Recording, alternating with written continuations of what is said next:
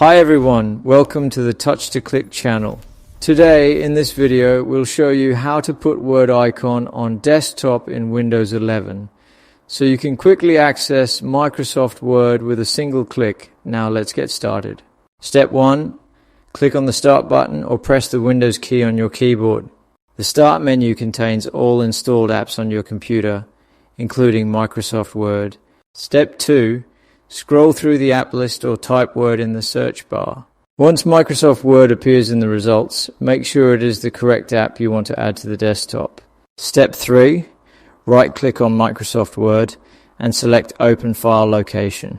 This option opens the folder where the Word shortcut is stored, which is needed to create a desktop icon. Step 4. In the folder that opens, right-click on the Microsoft Word shortcut. From the menu, click on Send To, then choose Desktop, which creates a shortcut on your desktop. This helps you keep your desktop organized and easy to use.